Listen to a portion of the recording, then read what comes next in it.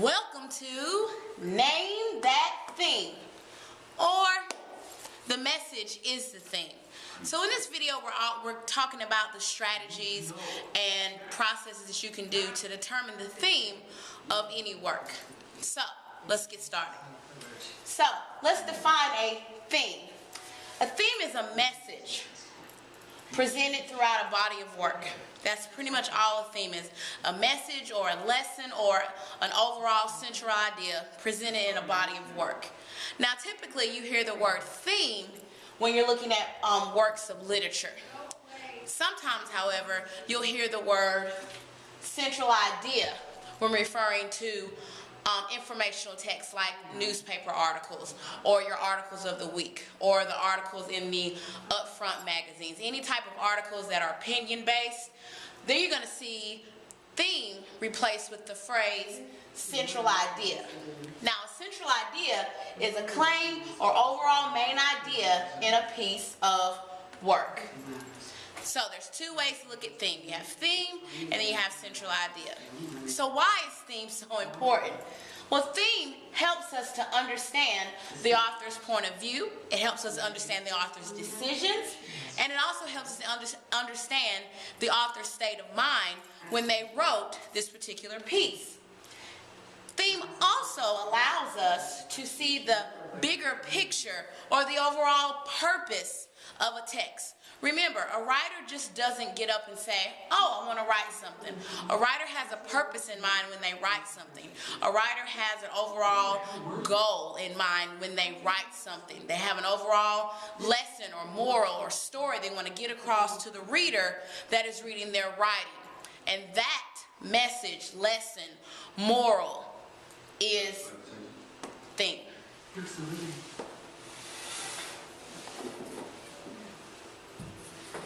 So, let's talk about the easy one first. Let's talk about central idea. 4 things to know about central idea. Number 1, it's typically found in informational text. That's your non-fiction. Those are your opinion-based articles. You read them all the time. If it's not so, it's not fiction. It's central idea is typically found in non-fiction. Central idea refers to the main point or idea of the text. Central idea is not the topic of the text. For example, I could have an article that is centered around immigration. That's my article's topic, but that's not my article's central idea, so it's different. And also, central idea can typically be summed up and summarized in one sentence. Typically on the EOC, you may even see a question that says, which sentence summarizes the author's central or main idea? So, you want to make sure that you can know that, and typically I'll have you summarize an article's central idea in one sentence. Now, how can we figure out and determine how to find the central idea in the text? Well, we're going to use the WINA strategy. W-I-N-A. So, first we want to look at who and what. We want to figure out the most important who's and what's in the text. We want to figure out who is the text talking about? What is the text talking about? What topic is the text talking about? Who are the major figures in the text? We want to look at the who's and the what's first. That's the W in WINA. The next thing we want to do is look at the I, or the information. The I, or the information, is where we figure out the most important info about the who's and the what's in the text. So once we figure out our who's and our what's, we then look at the information about the who's and the what's. Trust me, it's going to all make sense when we start practicing it. Next, we look at the number. We write the main idea with the least number of words, because remember, the central idea must be summarized in at least one sentence. If you think of it like this, the central idea of any informational text is almost like the article's thesis statement. If you think about central idea like that, it might jam in your head just a little bit. Now, last thing we want to do is we want to ask ourselves, ask yourself what crucial point is or was made. Now, the great thing about theme and central idea, this is VIP number 1, that multiple central ideas and themes can exist in one text. A text just doesn't have one theme or one central idea. It can have multiples. And also, the theme or the message is why the text exists. And that is VIP number 2. All right, so this is the winner strategy. We're going to practice it a little bit later on in the lecture video. Now let's get to the big one, theme. Now, theme, 2 points to remember. Themes are the lessons or the messages about life and human nature an author embeds into his or her work. So theme is the lessons or the message that the author embeds about life or human nature into his or her work. Now, VIP number 3, the author wants you to imply that message to your life. And VIP number 4, topics like love, courage, fear, intolerance, diversity, those are topics. Those are not themes. Themes are actual full, complete sentences. Next, themes build, develop, and progress along with the text. So the author's just not going to, at the very beginning of the story, say, hey, this is the thing. No, the author is going to, just like inferences, cleverly put that message into the text. He's going to allow that message to build. He uses things like characters. He uses the character's actions, aka still.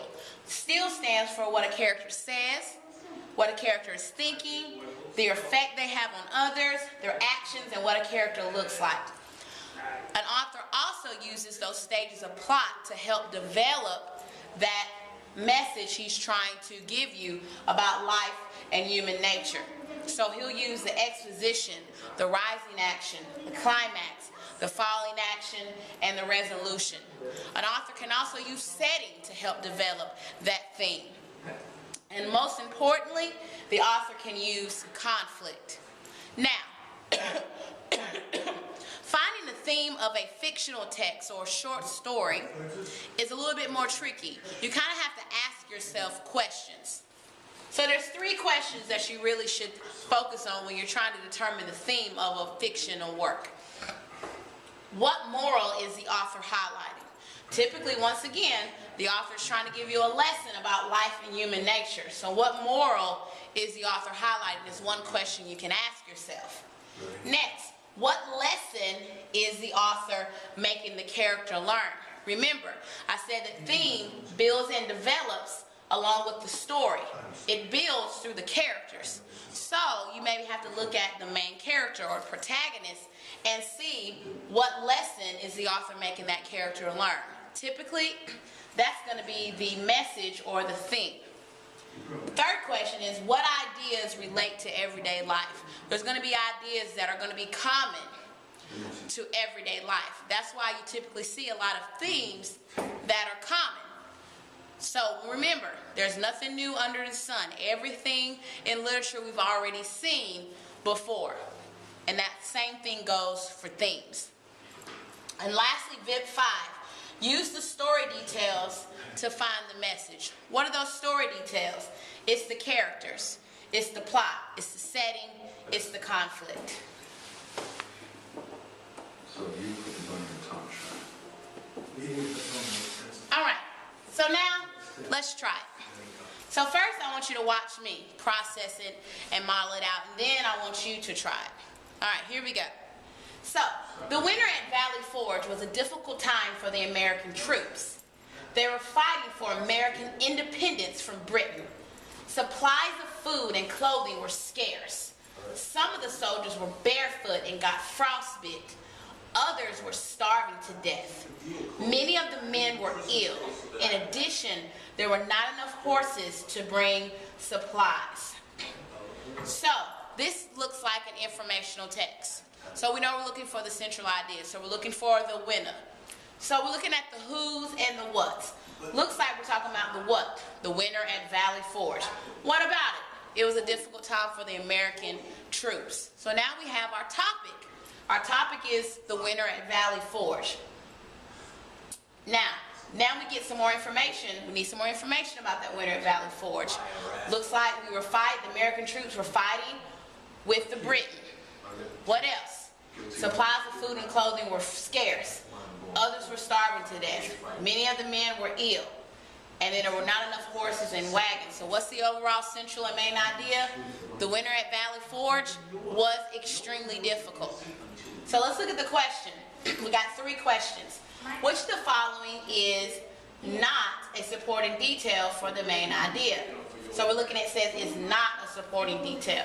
So we have to figure out one, what the main idea is, and then decide which one is not. So food and clothing were scarce. There were not enough horses. Men were ill, and all the men died. So now we just have to fact check back with the text. Food and clothing were scarce. Yes. There were not enough horses. Not enough horses. Men were ill. All the men died. It doesn't say anything about the men dying. So we know that the answer for this one is D. All right, let's look at this one. What is the central theme of the passage? Difficult time, food and clothing, death, or American independence? So, definitely not death, because all the men didn't die. Some were starving to death, but they didn't all die. Food and clothing, no. American independence, that's not really what it is. This passage is really talking about how it was a difficult time during the winter at Valley Forge. So the answer would be A for this one. And let's look at the last one. What is the main idea or central idea of the passage? A, the winter at Valley Forge was a difficult time for American troops.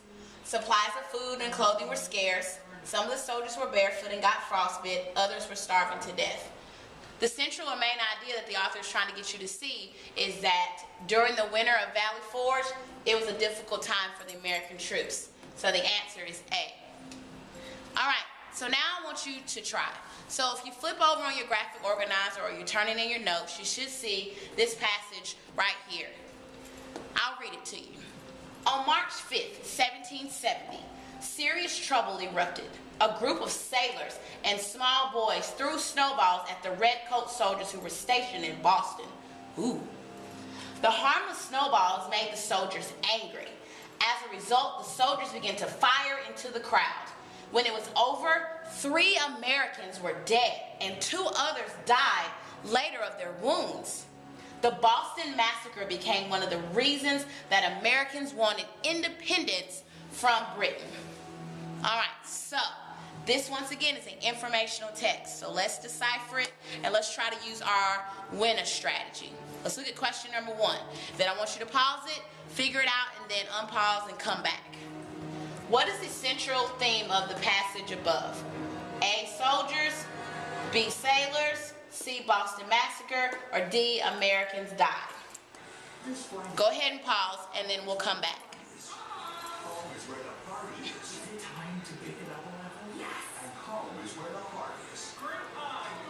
Welcome back.